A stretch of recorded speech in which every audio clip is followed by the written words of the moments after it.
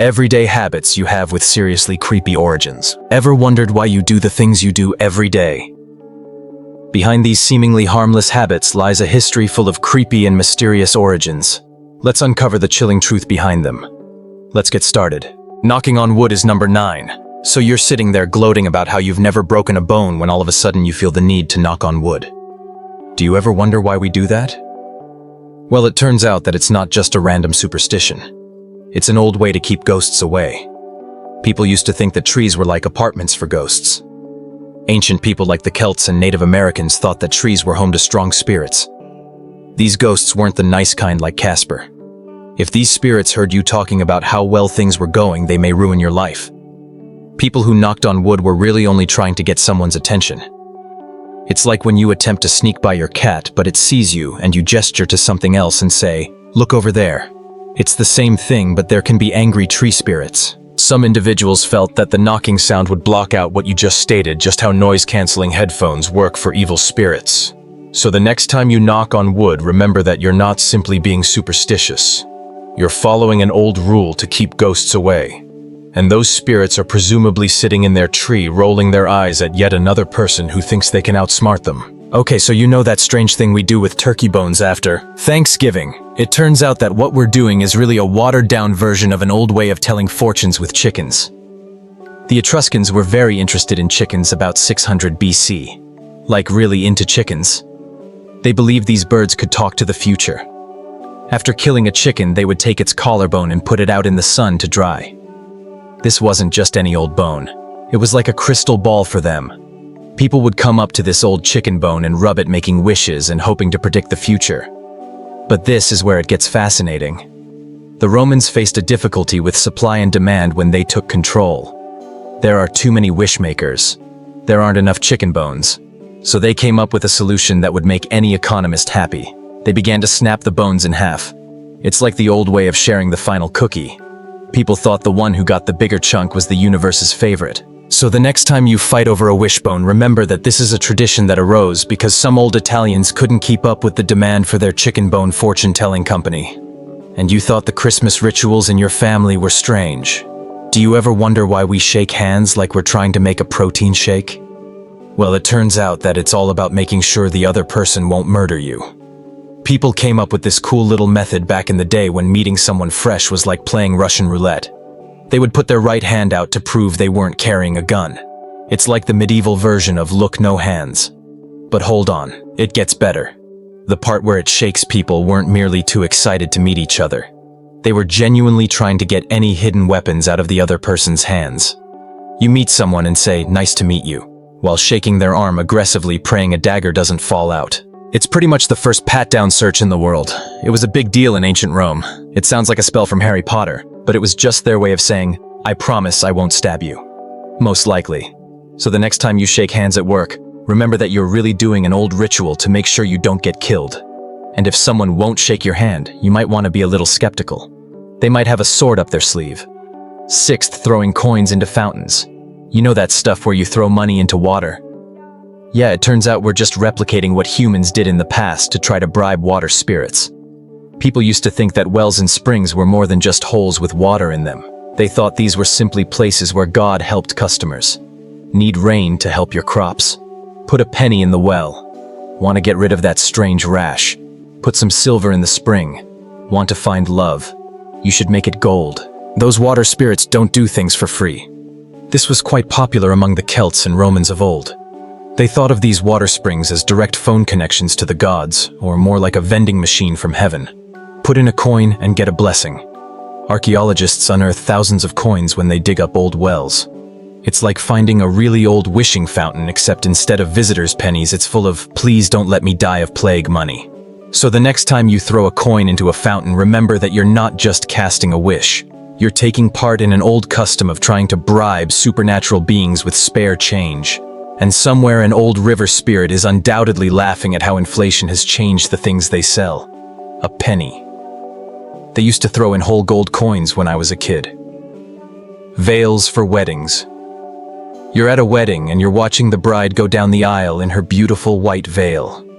It's all so wonderful. Sorry to break it to you, but the veil isn't there to make you seem good.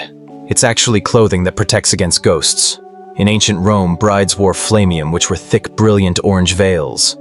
And no, it wasn't because orange was the new white. On her wedding day, they thought the bride was practically a spirit magnet. Ghosts who were jealous ex-boyfriends who were angry from the afterlife, and demonic spirits who had nothing better to do, all wanted a piece of the action. This veil was like a magical mosquito net. The vivid color and thick fabric were meant to either cover the bride or make her look so ugly that spirits would say, "Nah, I'll pass." But hold on, it gets better.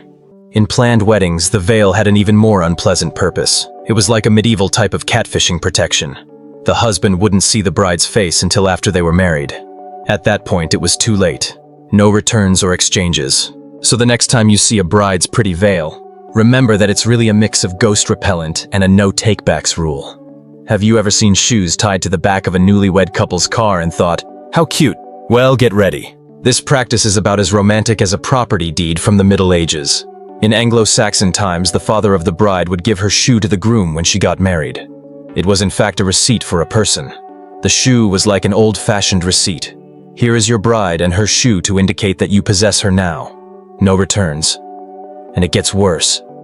Every night, wives were supposed to put their husband's shoes near the bed.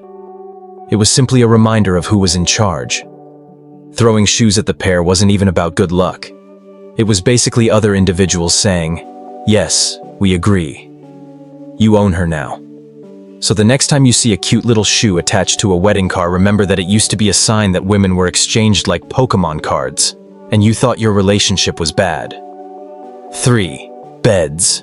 Have you ever thought about why we sleep on raised beds instead of just lying down on the floor like our ancestors? Well, it turns out it's not because we're fancy. We are afraid of being eaten when we sleep. Sleeping on the ground used to be like having an all-you-can-eat buffet for every bug in town. Imagine attempting to sleep while wondering if the tickle on your leg is your blanket, or a rat that is hungry and wants to sample it. The ancient Egyptians were the first people to say, "Nope, not doing this anymore." And they developed the raised bed. It was like their panic room, but for sleeping. And those lovely curtains and canopies over the beds in old castles, they weren't for style or privacy. They were basic mosquito nets. This idea really took up in medieval Europe, especially in towns where the streets were effectively open sewers. You want to be as far away from the ground as possible when your neighborhood is like a gigantic petri dish. So the next time you get into bed, realize that you're really using an old fortress to keep bugs out, and a rat somewhere is staring up at you and thinking, "Man, people used to be so much easier to get to." 2. The cold shoulder. When someone is ignoring you, we say they're giving you the cold shoulder. This sentence isn't just a random metaphor, though. It's really about passive-aggressive meal service in the Middle Ages. Think about this. You are a visitor at a medieval house. If they like you, you'll get the excellent stuff. Maybe even the beautiful platters with hot, fresh meat. But if you've stayed too long like that one relative who simply won't leave after Christmas, they'd give you a cold shoulder of mutton. And we're not talking about a gourmet charcuterie board here. This was actually the leftovers from yesterday. It's probably starting to smell bad. It was like giving someone microwave pizza while everyone else got steak in the Middle Ages. The message was plain. Hey, it's time to put away your medieval messenger bag and hit the road. It was like saying, "Get out of my house," in a passive-aggressive way. So the next time someone ignores you, at least be glad they're not really handing you old meat. To be honest, the aged meat might hurt less than the silent treatment at times. 1. The best man. Okay, so you're at a wedding, and the best man is fixing the groom's boutonniere and giving a touching speech. Isn't it cute? In the past, this guy's profession didn't involve giving emotional support or throwing bachelor parties. In a way, he was a medieval hitman. In the 16th century, when the Germanic Goths were around, being married sometimes entailed kidnapping your bride. It wasn't because he was good at public speaking or throwing a spectacular party that he was chosen as the best man. He was chosen because he was the best at sword fighting and causing trouble. Less wedding planner and more medieval special ops, please. His mission included assisting to kidnap the bride, battling off her irate relatives, and making sure she didn't get away during the ceremony. He was like a bouncer bodyguard and getaway driver all in one. So the next time you see a best man nervously fumbling with the wedding rings, remember that his medieval equivalent would have been standing there with a sword looking for the bride's angry brothers in the crowd. And you thought weddings these days were hard. That's it for today. In the future, I'll make videos like these. You have to subscribe to see them.